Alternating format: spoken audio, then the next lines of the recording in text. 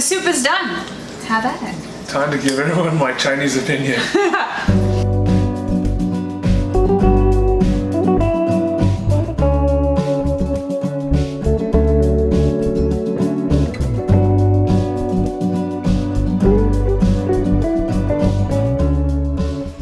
Welcome to my kitchen. Today we're going to be making pork bone soup.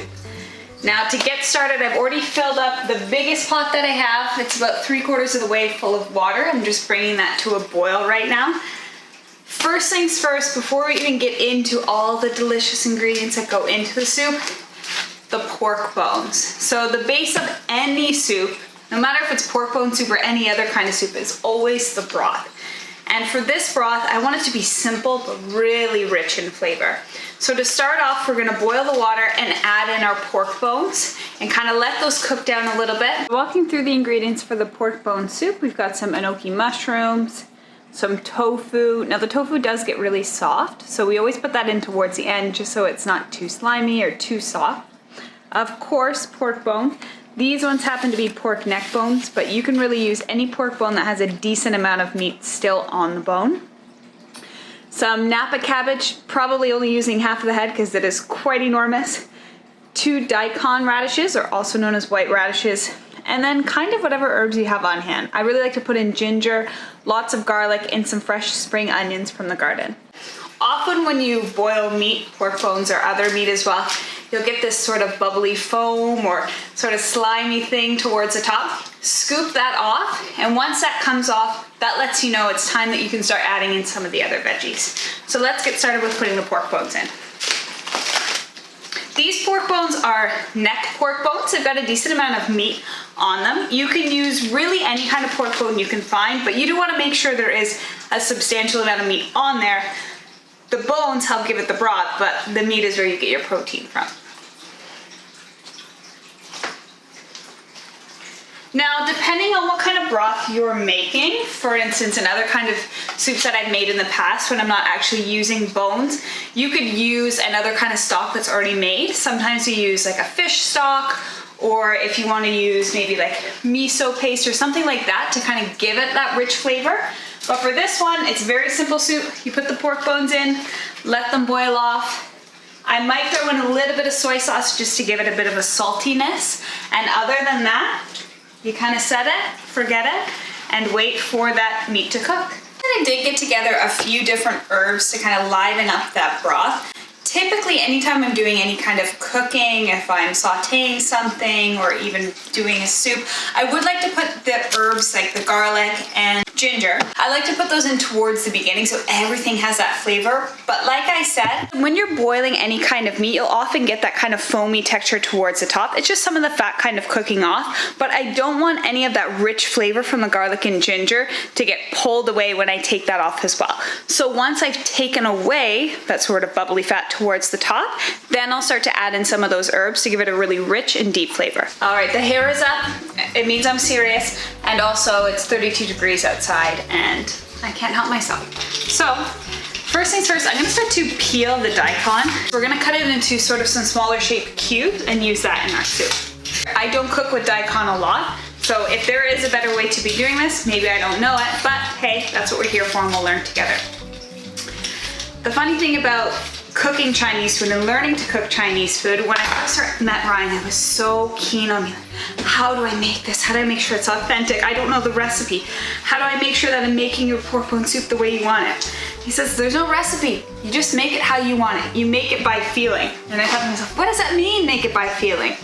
But then you start to think a little bit more about, oh, the more you learn about any cuisine and the more you eat more of it, you understand what tastes go together and what flavors really make sense. So when you're cooking with feeling, you're really just cooking with intuition or just putting in the things that you like. So today we're cooking with feeling. We're putting in everything but the kitchen sink, pretty much, to make our pork bone soup.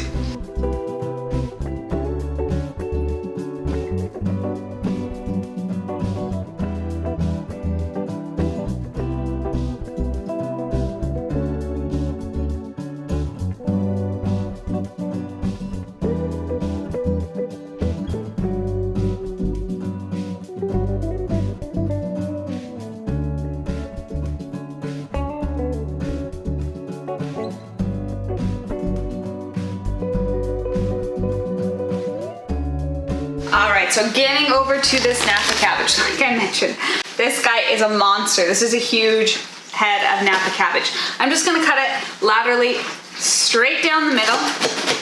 Now, as much as I would love to just go in and chop all that beautiful cabbage all the way through, I've learned my lesson. It's very important to go through, peel off the layers and give those each a wash, because you never know, there might be a little critter hiding in there. Some extra protein if you will, but I like to give mine a little extra wash. Then we'll come back and chop it up. For this kind of thing, I do like to have some longer pieces in the soup, so I'm actually gonna cut it just going across the leaf, just like that. Some long, straight pieces, not too thin. I would say about 1 inch thick again, kind of like that daikon, but going across this way. Don't think that it's going to be too big or that it's going to get in the way. It is going to wilt down a lot. It's also going to absorb a lot of that delicious broth flavor. Plus, it's a really quick way to cut everything up, get ready to go, and start to throw some things into that broth. Thing of beauty, it is starting to come to that rolling boil. I'm gonna let it boil off a little bit more, really get as much of that sort of slimy stuff out of the way, scoop it all off, and then I'll show you when we're popping in the vegetables. Now that that broth is going, finally time to start adding in that ginger and that garlic. I want that flavor in there before I put the rest of the veggies in there. Let's start with the ginger, just because. First things first, gave it a quick little rinse. Other than that, not much that has to be done with the ginger. Give it a little bit of a chop. For this recipe, I'm not even going to peel it, okay? The ginger is not in there necessary to be eaten. You can eat it, you can leave it, it's up to you. It's really just there to give it some flavor. So honestly, I'm just gonna slice it up, put it over to the side, and then when the time comes, throw that directly right into the pot with the boiling water. The chops don't have to be uniform, they don't have to be pretty, they're just there to open up that ginger and give that really rich flavor to our soup. You might be thinking, that's a lot of ginger. You're not wrong, but I like ginger and I like freshness. So there's the ginger, we'll add it to the soup in just a moment. At the same time, along the same lines, also gonna be adding in plenty of garlic to add in that freshness. Now when we're adding the garlic, in our family, more is more. So we like a lot of garlic. For this one, I'm not even chopping it up, simply just getting it off the peel, putting it to the side with the ginger, and that's it.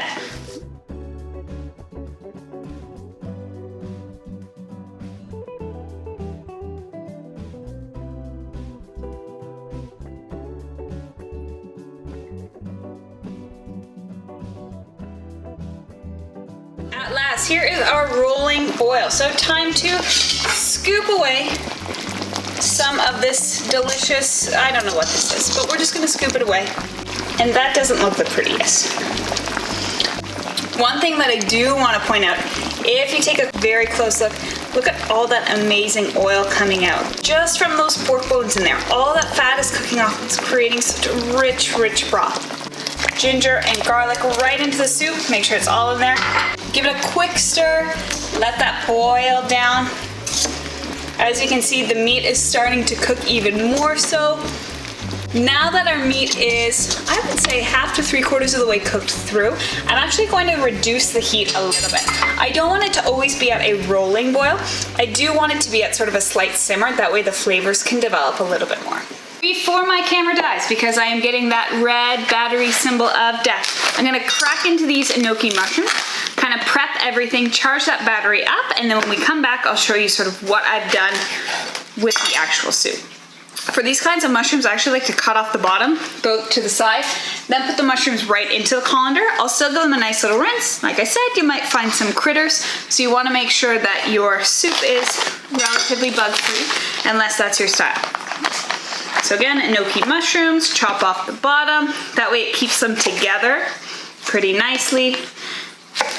Give those a quick little rinse, and then I'll throw those in after the other veggies have been added.